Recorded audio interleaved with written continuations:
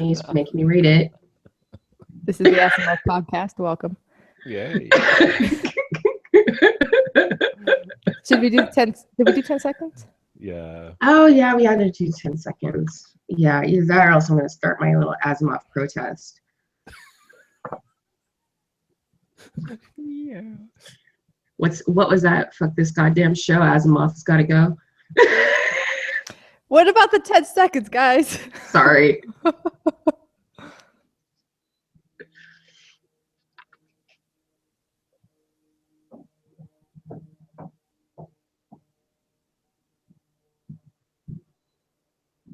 All right.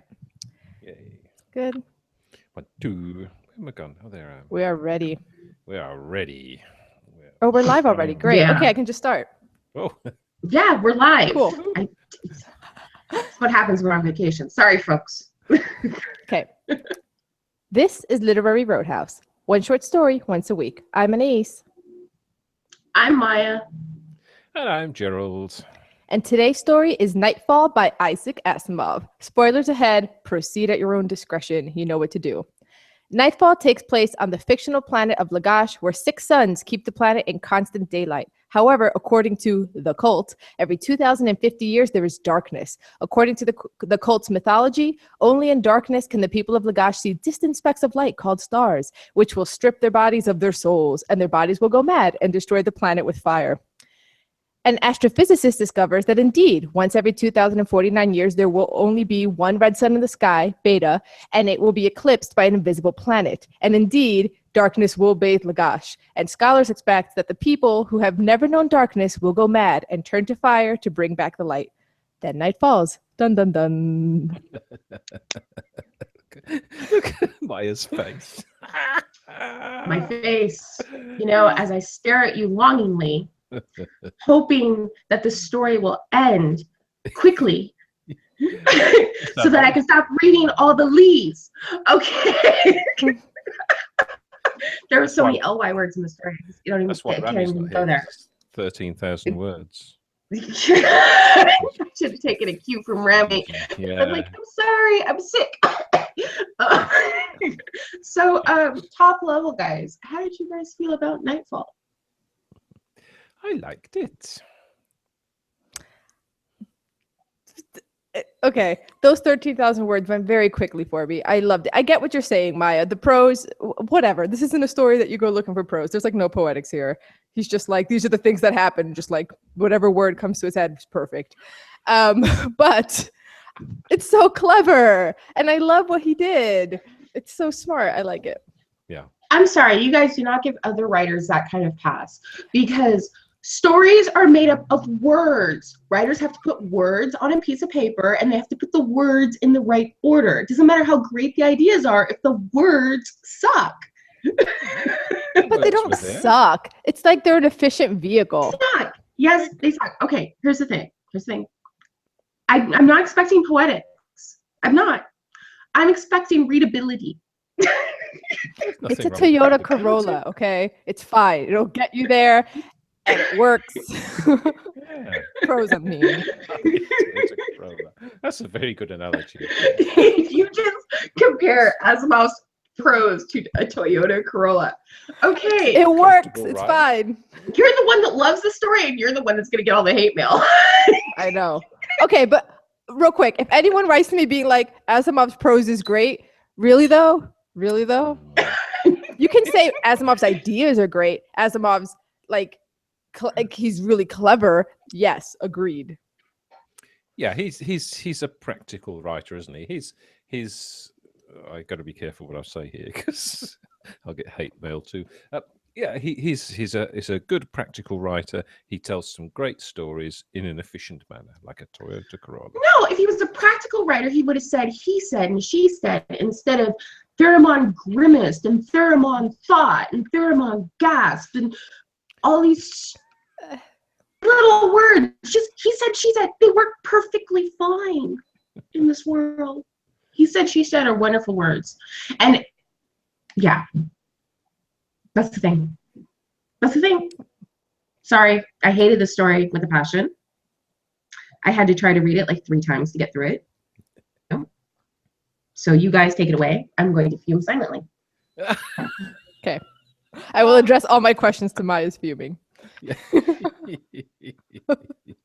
I thought it was a fantastic idea. I thought it was it's a great little concept. And it has some throwbacks to our own planet and our own history, and how they're afraid of what they don't know because they're not used to the dark. So that there's fear of it. There's stories that are made up about it. So I think the story is a really good story. This is going to be in a short podcast, I think. No, I got you. Yeah. No, Anais is frozen. Did Anais just freeze? I'm coming in. Swooping. Did I freeze? Did I freeze? The whole time I was reading this, I kept thinking, this is a really good idea. I would love to have seen George Saunders write it. Or Octavia Butler write it. Yeah. Okay, yeah. Come at me with some of my favorite writers. I'm going to agree. But it was Asimov, and he did a fine job. It was fine. So, prose-wise. Yeah. Yeah. Obviously, I would love the Saunders rewrite. Okay. So, what I was going to say is, as Gerald was saying, how it sort of harkens back to our own sort of mainly Western religion and Western science, just like all these things that they say, like, in theory, there could be one planet around one sun. Of course, half the day would be dark, so no one can live there. And we say stuff like this about other planets who are like, well, there's no water there, so no one can live there, right? Like, there's these, like, the way that these things get reflected back are really, I thought was very satisfying and very clever. And there was one other thing at the very beginning which struck me, which is when the journalist is like, "Oh, you crazy scientists, doomsday sayers, like you're starting to sound a bit fanatical." It kind of made me think of how we address climate change nowadays, where it's this sort of like, there's a lot of skepticism around it. And then I started looking up the history of climate change. Like, did that inspire Asimov? And it gets even better, guys. Okay, Not only was climate change like discovered in like 1896, and as far back as 1896, a Swedish scientist was like, guys, it's greenhouse gases. But then the rest of the scientific community was like, maybe it's not greenhouse gases. Maybe it's all these other things. And around the time Asimov was writing this in the 30s, the going theory was that it was sunspots and sun cycles that were causing climate change. So then to have a story where there's going to be a catastrophic climate change based on the sun, I was like, Asimov was definitely being inspired by this. Very clear. And the scientist who discovered it is also an A name. In our real history, it's Charles, not who discovered it, who had this theory that later was debunked about it being the sun, is Charles Greeley Abbott. And then Aton's the one here who's like, guys, it's the sun. I was like, so that was fun for me, historically speaking. Oh, well done. Well done for that research. I thought it was, yeah. I mean, I'm speculating. I don't know if that's what inspired it, but it seems likely. Yeah, I think so. I think because it you write from the position of where you are and you're projecting forward. If you're doing science fiction, you're projecting forward and you think, this is what we're thinking now. What are we going to be thinking in some years' time? So yeah, it really works well. Mm-hmm. And he would have been steeped in that community, right? Asimov. So he would have known all about this. I'm just like, so that was cool. Maya, was that cool for you or not cool at all? A desperate attempt to drag her into the conversation. Maya, the way our history and our own science, and not only our own science, but our own wrong science about climate change being sunspots, creating a sun story where there's wrong science on another planet about there not being stars. If I could have gotten that through the horrible writing. Well, I got there. I was like, wait a minute. Wow, come on. It wasn't that bad. I abandoned the story like 5 times before I could get through it. It was really bad for me. I really, really struggled to get through the story. I struggled with the names. All of the dialogue tags would cause me to hiccup as I was writing it. It just pinged all my ADD stuff. It was really a struggle for me to get through this story. So if I next week put in another Asimov, you'd be very mad. I'm not going to. I'm going to put in Laurie Moore because we haven't read Laurie Moore. I would boycott. I'm doing Laurie Moore. I would boycott the show. All right. Boycott your own show. Yes, I would boycott my own damn show. We're going to set up a separate secret podcast. It's just going to be the Asimov podcast. Yeah. It was one of these things where there were all these interesting ideas, and every time I would start to get into them, story. And so my anger really isn't so much anger at how bad it is, but frustration. I was so frustrated by my inability to get into the story. I would read whole sections and not have any idea what was happening. And I haven't felt that in a really long time from anyone, really. The last time I remember feeling that way were parts of War and Peace, and that was a couple years ago. Actually, this is a little off topic, but just real quick, I started reading Anna Karenina, which I know is like one of your favorites, and all the Levin farming sections, I'm like, an editor needs to get rid of this. I don't care about Levin farming, but the rest is so good, though. It's so good.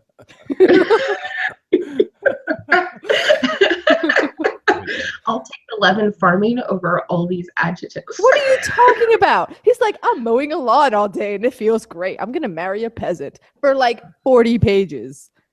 Anyway, moving on. This is way better than Levin farming. Wow. Poor Gerald. Whatever. There was also a way in which the religious community and the scientific community are obsessed about the same thing that was very satisfying, that we also kind of have in our own world, where we may not be obsessed with the sun and the stars and all of that specifically, but it's like, where did we come from? That ultimate question and the genesis of everything. And both sides are attacking it just as obsessively. And there's this funny way in which the scientific community has a complete disbelief in stars, but total faith in suns, which are stars, and have no idea. That I thought was just tasty. Yeah, I did appreciate that. You know, it's something that I've always looked at in our world and thought oftentimes religion and science are two sides of the same coin trying to explain the same thing. And it was nice to see that out of something so old. Yeah. And ultimately, the scientific community got some data from the religious community to come to their scientific conclusions. And then that little like tussle back and forth. But then the religious community is like, but if you explain it and you get rid of the mysticism, then it sort of makes us obsolete. Except in a way it doesn't, right? Because there's also this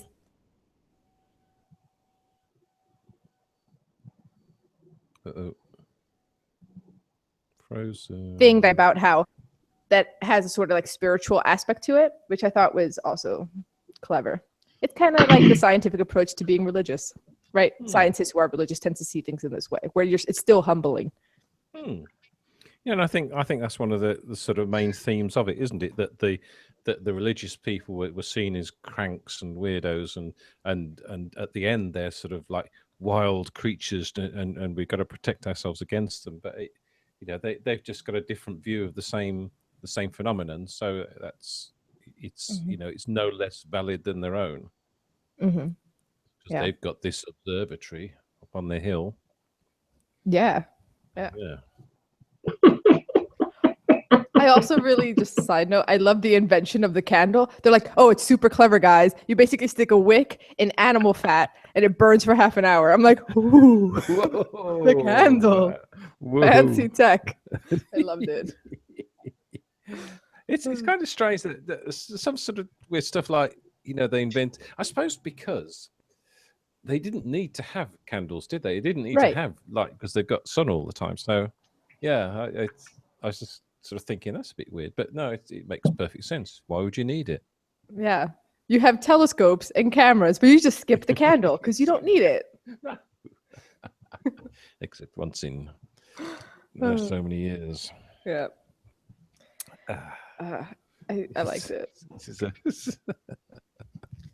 Maya's like, I didn't even notice. I'm sitting here trying to find something to say, and I'm just not. I'm thinking about the characterizations. How did you guys feel about the characterizations? Yeah, they're a bit bland. They're a bit, I don't think there's much to them. I quite like the quite like the guy. I can't remember his name. The guy who comes late, Sheeran or something. The psychologist. Yeah. Psychologist. He's pretty good. Yeah, he was my favorite as well. Yeah. All the rest of them, I think that's one of the reasons why I really struggled, is because not only were the names complicated, but the voices were the same. Yeah. And I definitely was struggling telling who was saying what and what was happening where. And I think a lot of that was due to lack of being able to differentiate the various characters in the story. Yeah, I'd agree with you. It's I don't know how to explain it.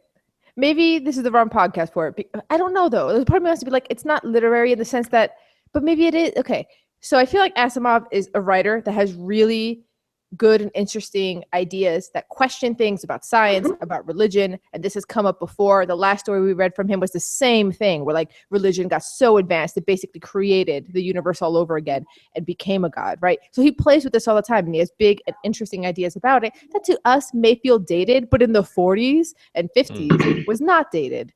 And he doesn't care how he gets there. He's not sitting there writing a character sheet of like, how does Aton talk, right? He's not doing that part of it because he was primarily a scientist, right? So I feel like that's the part that isn't satisfying, right? He's not catching you with some really clever dialogue. He's, you know, he didn't get an MFA, right? So there's that aspect of it.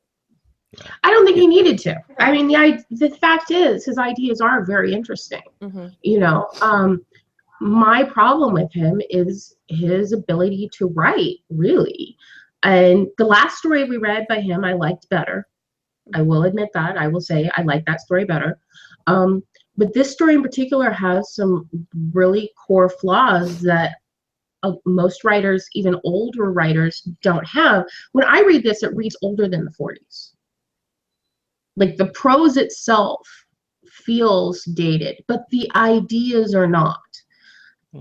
And dated in a way that doesn't withstand the test of time. Like the Yellow Wallpaper, that was what, late 1800s? That felt very modern. You know, there is a use of language in here that is very stilted, and a lack of differentiation of the characters makes it hard to get through when you have a lot of characters with a lot of really weird names. And I'm reading this, I'm like, okay, so this is considered his very best short story. It's considered the best science fiction story ever written. Like, wasn't it like nominated it's always in the top, like the best top 5 or whatever fiction story ever written? To me, it's the best science fiction idea ever written. But I think Bloodchild was significantly better. Oh, in terms of writing, Like, there are so many amazing sci-fi writers that outright this man. That I really wonder where this absolute like love and almost religious veracity for Asimov comes from, because I don't see it. I really think it's what you said earlier, where you were like, you wouldn't give other authors a pass. I think you're right. I wouldn't give other authors a pass because I don't like their idea as much as I like this one. It's like as soon as your idea gets this good, I'm like, I don't care that your characters all sound the same, because I'm not here for the characters right now at all. I'm here for this idea because it's so good and you've engaged me in that. But you're right. If he would enter like a writing competition where like analyzing like prose and characters and dialogue, he would not fare well. And see, for me, I want it all. I want an amazing idea, but I want a story that's written well too. I want to be able to get sunk into it, because the problems in his writing actually prevented me from getting to the amazing ideas in a lot of ways. Though I will say this, we've read a lot of stories on this podcast where the writing is absolutely gorgeous. It's so clever, and there was no idea. Beautiful, and there was no idea. And what pisses you off more? Beautiful writing, no idea, or great idea, not so beautiful writing? The latter, I think. But you like more or you don't like more? I think it pisses me off more that if there's beautiful... You know what it is? What? Say horrible writing, great idea pisses me off more because I see the potential. But then again, they both piss me off. Because if I'm reading an amazingly well-written story and there's no story there, that pisses me off because I feel let down by the writer. I feel like the writer had all this opportunity and all this skill to really take me someplace and didn't use it. But if I see a really great idea that's not executed well at all, I'm frustrated because I can see the potential. Like, I feel like I wanted this story and it wasn't there. So I don't know. It's a toss-up for me. I think you can enjoy beautiful writing even if there's no idea at all, even if it's not going anywhere. You can. It's like a long It gives you long, hot something to bath. chew on. Yeah, it's a long hot bath, isn't it? You can lie there, you can just luxuriate in the writing and say, yeah, there wasn't much of a story, but I loved the writing. I think, yeah, bad writing is not good. It's interesting. So I'm the outlier. I will tolerate not so good right. As well, if I can understand you, I'm going to get annoyed. And also if you describe every single item in a room. But I mean, but to me, the idea is so important. Like, I still will really enjoy good writing, but like when we rate stuff at the end, I've noticed if there's no plot, I tend to rate so much more harshly because I'm just like, but Maya, you were saying it's because of the potential, but I don't know. Having read a lot of like amateur writing, like online, it seems to be two very different skill sets: people who can plot and people who can write beautiful prose. And so the people who can do both, that's great. But there's some people who just like plot things really well. But a lot of like fantasy writers, not all, but like a lot of fantasy writers tend to like be really, really good at plot. And then when it comes to prose, it's, it's and that's understandable, but you don't get to be called a genius in the best story in the world. Well, it depends what the genius is. I'm sorry. I have a really hard time knowing that this story has been nominated as the best science fiction short story in the world. Having read it, I'm offended. And as someone who doesn't read sci-fi, who's constantly trying to give sci-fi a chance, it also creates a problem where people come to this story thinking, well, I've never really read sci-fi. I'm going to read the best story ever and get a taste of it. And then they come up with this shit. And then like, well, I guess sci-fi does suck. I mean, that's fair. But when you look at the prizes that Asimov's won, he's run very strictly sci-fi stuff. He's not like winning Nobels and no, Pulitzers. But there's better sci-fi out there. They're not helping their cause. Yeah, but I think you shouldn't approach a story prejudging it. You should try not to let what it's won or what it hasn't won affect how you approach the story. So I didn't know it won anything until I got so annoyed and set it down. I was like, why the hell am I reading this? I had to Google it to try to find like an excerpt or a Cliff Notes version. And then I found out it won prizes, and that just pissed me off. Yeah. But again, the types of prizes it's won, it's not winning, But that's my point. There's better sci-fi out there. Yeah. There is amazing sci-fi out there. And if this is the type of writing that's winning, what about all those amazing sci-fi writers who can plot and can write? I don't know. You see, I think it wins the sci-fi prizes because of the idea, because of the concept, and because of the way that people can relate it to it. I think you're right. And it's not sort of high concept fantasy sci-fi. It's sci-fi that's got sort of real people and real issues, and you can relate to how it is with us. So I think that's why it wins prizes. It's not going to win prizes for its quality of writing. And I do think it is high concept. You said it's not like I think I think these themes and ideas are extremely high concept, and in the hands of an amazing writer, like, oh my God, I think that this is my problem with a lot of sci-fi, and this is why I actually enjoy sci-fi more in films than being read, because a lot of the sci-fi that I have picked up has been an amazing concept with horrible writing, and that transfers much better onto the screen. It doesn't piss me off when it's on the screen. And so when I tell people I don't read sci-fi, they get mad at me. They think I'm being pretentious, but it's not. It's that I've been let down by sci-fi so many times that I've given up on it. But I enjoy it in my films. So that tells me in the hands of the right writer, I would love sci-fi. Yeah, I mean, this is a little bit of like, there's no accounting for taste. There's a reason sci-fi readers love sci-fi, and it's almost always because of the ideas before the prose, right? I don't think sci-fi. I think you're right. Yeah, and you like poems, and you like rich, literary, beautiful language.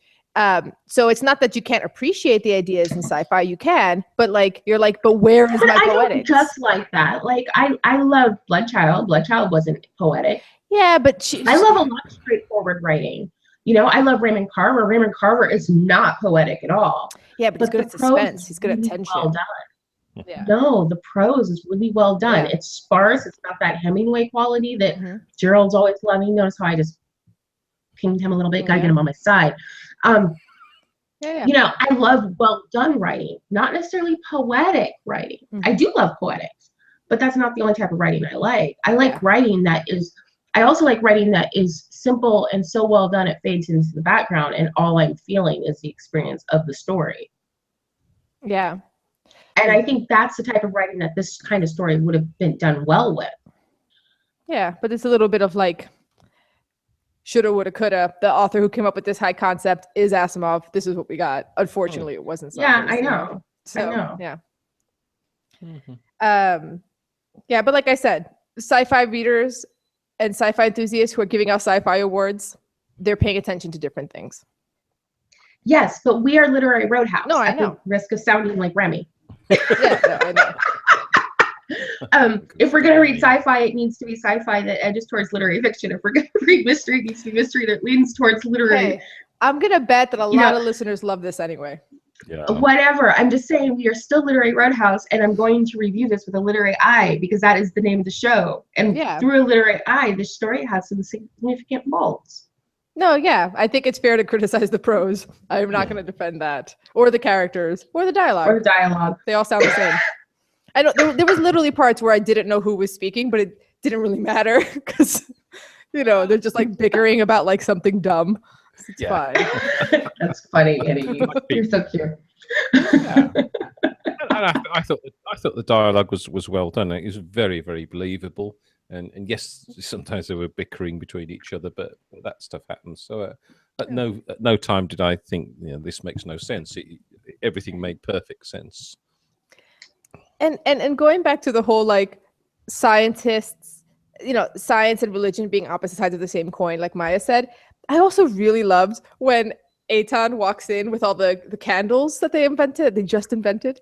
And I loved it. And then the psychologist Sheeran squeals with glee, runs over and takes it and is like worshiping this light. These scientists who are supposed to be so level-headed, but they're freaking out. They're worshiping the light just like the cultists. And when they turn them on, there was a spontaneous cheer. And even on our planet, where we have half days of you know darkness, there is something about turning on the light that still makes people go ding, right? Like, yay, someone did that, right? I definitely feel that here.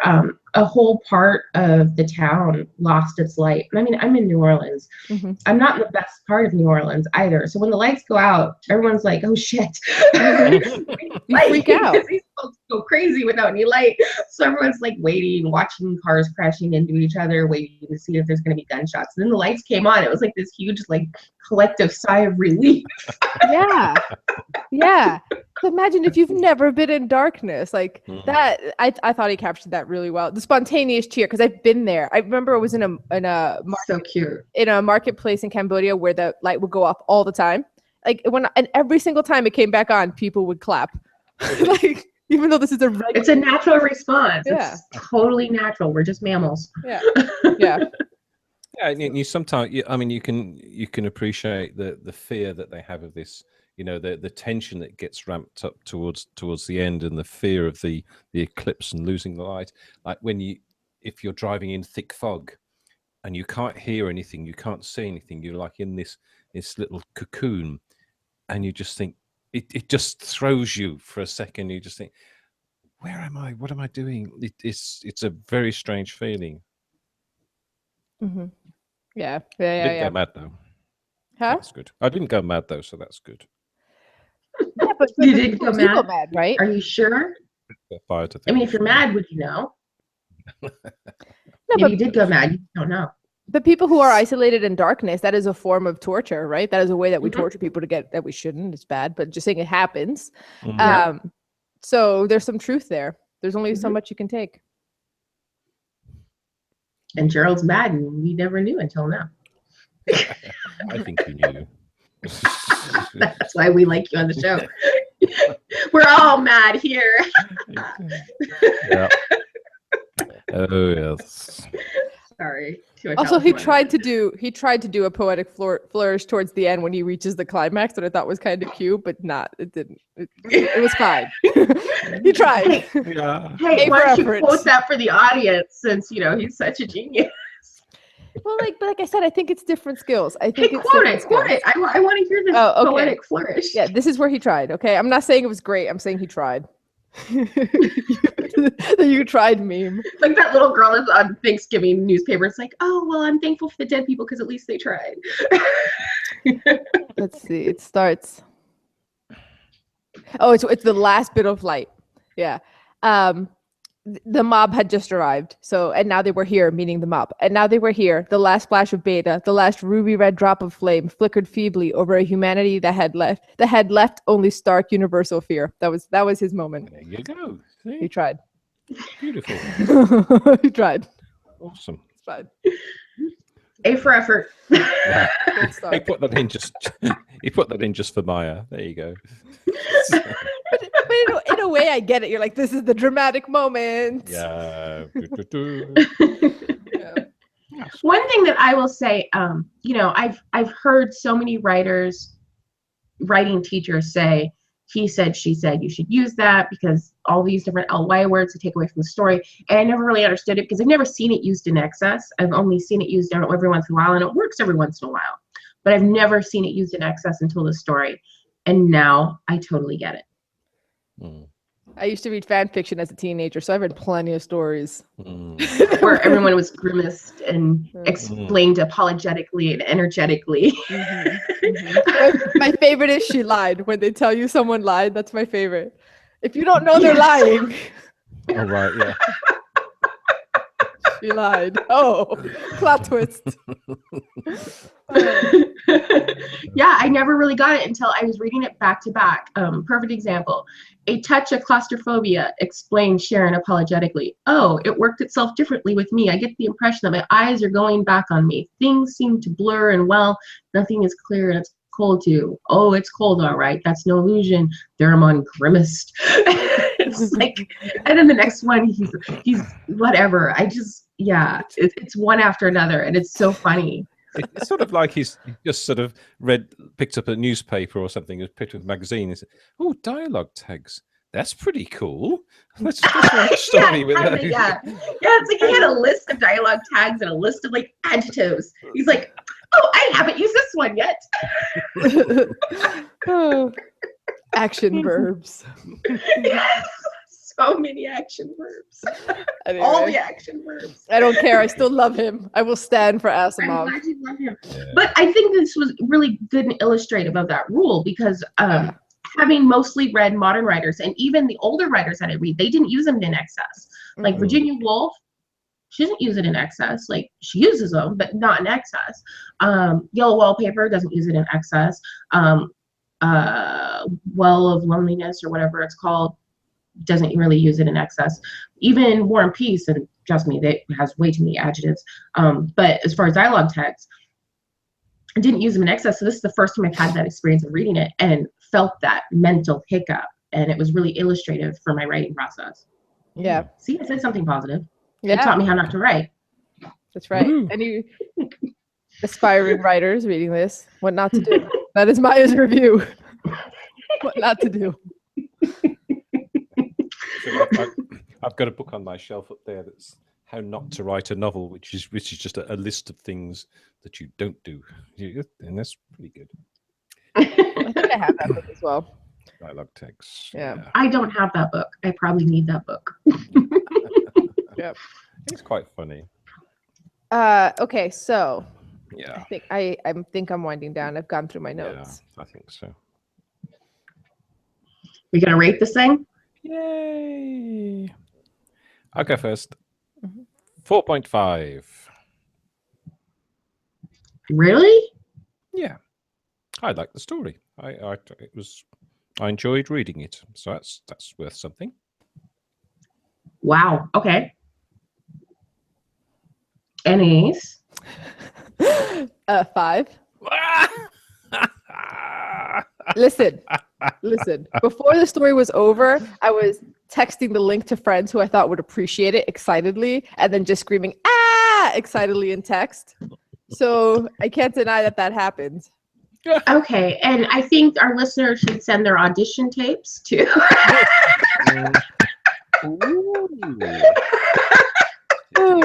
I'm joking.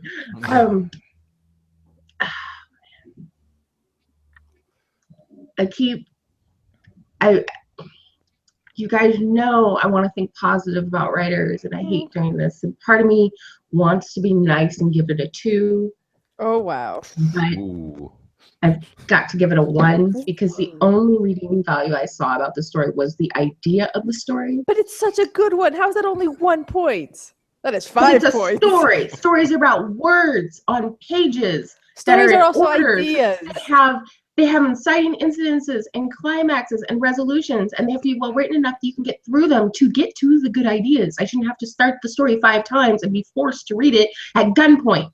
That's interesting. I see it backwards. I see the idea is way more important, and if you give me good writing, then I will love you forever. Then I will read everything If you give me you good write. writing, I can get to your good idea. But I had to. I read and stopped reading this story 5 times. If it weren't for this show, I never would have read it, and I never would have known there was a good idea there. Okay, quick poll So, of readers. I want readers to via Twitter or a comment section tell us what's more important, the writing or the idea. I think it's going to be in the middle, maybe. I don't know. I think there might be a split. I think they're both important. I'm not willing to choose. I want them both. No, you can want them both, but you clearly prefer writing if you're giving this a 1 when the idea is amazing. No, because I have read stories with crap ideas with excellent writing and given them an equally low rating before. Wow. You can go back. You can see where I get pissed off because the writer had so much potential and there was no there. I totally get on writers for that. So you don't get to call me out for that because I go both ways on that. Well, I'm still doing the poll I anyway. expect Maya great writing. Maya is and responding great all of writing. the above, but everyone else can respond. Idea or writing. Or Maya's right. Or all of the above, but that's a bit of a cop-out. Yeah. No, it's not a cop-out. It is not a cop-out. We are writers. We are readers. We deserve good ideas and great writing. End of story. Okay. Well. But if there should be a preference. Yeah. All right. I think it's submit your stories in quiz time. Yep. Oh, thank goodness. I am submitting Martha by Zadie Smith. Okay. Yeah, I'd forgotten to dig out a story. Pick out something good. Please, Gerald. Please, Gerald. If you pick sci-fi, I will. I have something for you if you have nothing, Gerald. No, I have something. Okay. I have something from you know where. You know where I always go to. Oh. And it's a shock. Hard? Yeah, it might be. They're going to think we're pandering to try to get my story published. That's it. And the story is The Ways You Are Gone by Cami Westhoff. Okay. We're doing a quiz about stars. Hey. It's easy. It's fine. We're going to go through it quickly. Okay. Who wants first? My Gerald's first on my screen. So, okay. Gerald, stars are made of the same stuff, largely hydrogen and helium, but which in greater quantity? Hydrogen or helium? Hydrogen. Yes. Yay. Maya, you know that the sun closest to the Earth. No, the sun is the closest star to the Earth, but which star is closest to the sun? Is it Alpha Centauri A or Proxima Centauri? Alpha Centauri A. Nope, it's Proxima. I also thought it was Alpha. I was wrong. I know nothing about stars, so I guess we're reading Carve. I mean, these are like all one or the other, so it's 50-50. Okay. Gerald, the sun is a main sequence star or a red giant? Dang it, I actually think I know that one. I would say the first thing. Main sequence? Yes. Yeah. Apparently 90% of stars are. That's a lame name. Okay. Yeah. Maya. Stars move, and sometimes on stellar winds. Stars that lose mass rapidly as they fly across the universe are called what? Wolf-Rayet stars or Cepheid stars? What? Why can't they just call them a comet? Because they're not comets, obviously. Comets are asteroids, I think. I can't play rock, paper, scissors with myself. A? Yes, Wolf-Rayet. You're on the board. Here we go. Gerald, what is a globular cluster? Is it a condensation of heavy metal at a star's core? Or is it a spherical group of stars bound together by gravity? It's a spherical group of stars. Yep. And Gerald wins. Oh, just like Yeah. that. Just like that. Well, there's one more, but Maya, even if she gets it right, can't win. Okay. And she's Yeah, miserable just right now. rub it in. Just rub it in. Sorry, everybody. Gerald wins. I promise I'll find something that's not. Hey, we need a palate cleanser. I'm all good with Carve for a moment. Carve makes great palate cleansers. Yeah. Although I would have enjoyed some Zadie Smith, some Granta. Next time, maybe. So what are we reading next We're week? reading The Ways You Are Gone by Cami Westhoff. But before you go, tell us whether or not you're afraid of the dark in the comments section at literaryroadhouse.com. And if you want to help our stars shine, please leave a review on iTunes.